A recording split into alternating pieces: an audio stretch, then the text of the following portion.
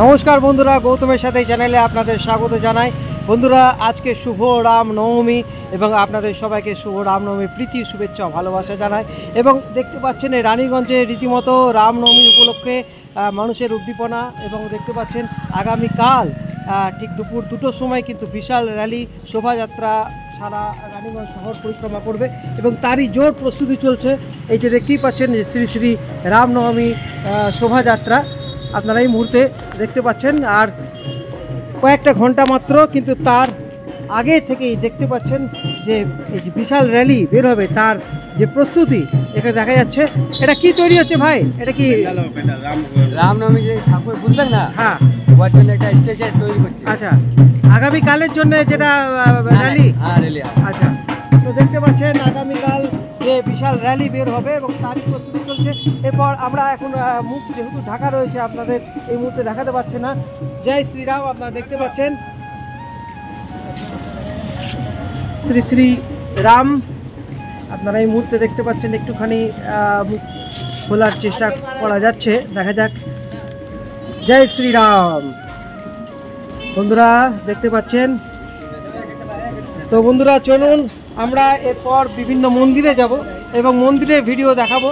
আপনারা চোখ রাখুন গৌতমের সাথে আর দেখতে থাকুন। এর মধ্যে চ্যানেল যদি সাবস্ক্রাইব করে না থাকেন, চ্যানেলটি সাবস্ক্রাইব করুন, দেখতে থাকুন গৌতমের সাথে। জয় শ্রীরাম। রামনবমী হল মর্যাদা পুরুষোত্তম রামের জন্মদিন উপলক্ষে পালিত উৎসব।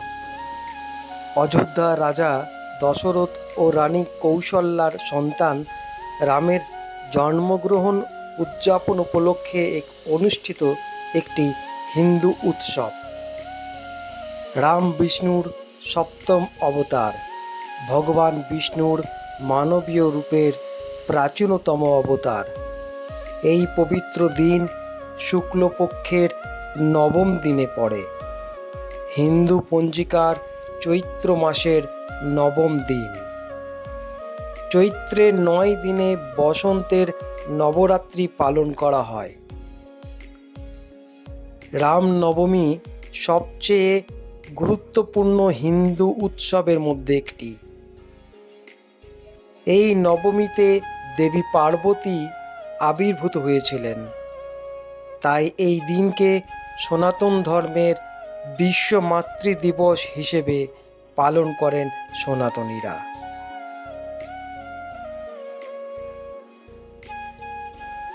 দিনটি হিন্দু ইতিহাস গ্রন্থ রামায়ণ থেকে আবৃত্তি করে চিহ্নিত করা হয়, যা রামের কাহিনী বর্ণনা করে। হিন্দুরা মন্দিরে গিয়ে প্রার্থনা করে, উপবাস করে, আধ্যাত্মিক বক্তৃতা শুনে এবং ভজন বা কীর্তন গেয়ে উৎসব উদযাপন করে।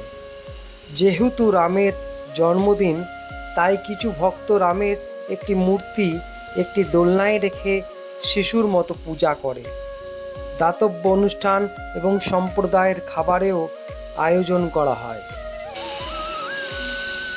এই উৎসব সাধুদের পরিত্রাণ, দুষ্কৃতকারীদের বিনাশ এবং ধর্ম সংস্থাপনের জন্য ঈশ্বরের অবতরণ করাকে নির্দেশ করে।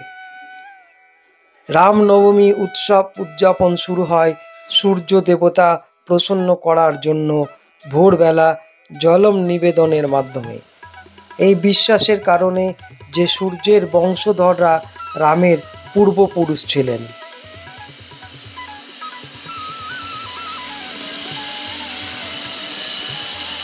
ভক্তরা রামায়ণের অনুচ্ছেদ পাঠ করার পাশাপাশি ভগবান রামের আশীর্বাদ পাওয়ার জন্য ভজন জপ করতে জড়ো হন। এই দিনে ভগবান রামের মূর্তির অভিষেকম এর মতো বিশেষ পূজা এবং আচারও করা হয় এবং ফল এবং মিষ্টি দেওয়া হয়।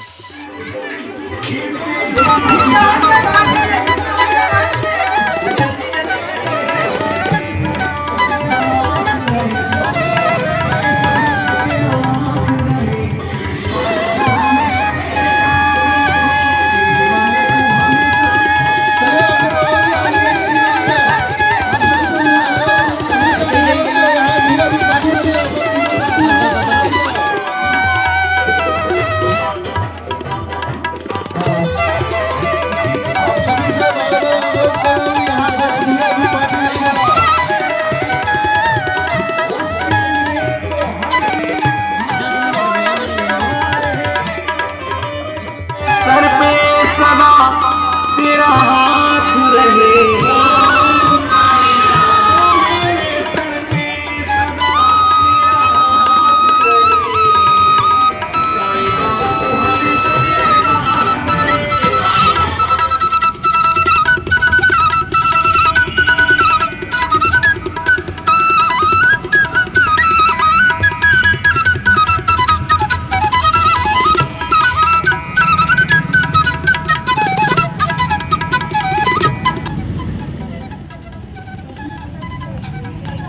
বন্ধুরা, আপনাদের মন্দিরের বিভিন্ন দৃশ্য এবং রামনবমী সম্পর্কে আপনাদের জানালাম এবং এখন আমরা রয়েছি এই রানীগঞ্জে গির্জাপাড়ায় এবং দেখতে পাচ্ছেন শ্রী শ্রী রামচন্দ্রের পুজো হচ্ছে এবং এই মুহূর্তে আপনাদের সামনে তুলে ধরলাম রানীগঞ্জের এই রামনবমী উপলক্ষে যে মানুষের মধ্যে উদ্দীপনা এবং ভালোবাসা, সে সব কিছু আপনাদের সামনে তুলে ধরলাম এবং এখানে দেখতে পাচ্ছেন বজরংবলী।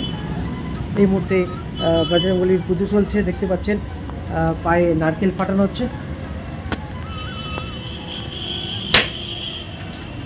তাহলে বন্ধুরা, আপনাদের দেখালাম রানীগঞ্জ শহরে যে উদ্দীপনা, রামনবমী উপলক্ষে যে মানুষের মধ্যে উদ্দীপনা আপনাদের সামনে তুলে ধরলাম এবং আপনাদের ব্লগ যদি ভালো লেগে থাকে প্রচুর পরিমাণে লাইক, কমেন্ট, শেয়ার করুন আর দেখতে থাকুন গৌতমের সাথে। তাহলে আরেকবার বন্ধুরা, জয় শ্রীরাম।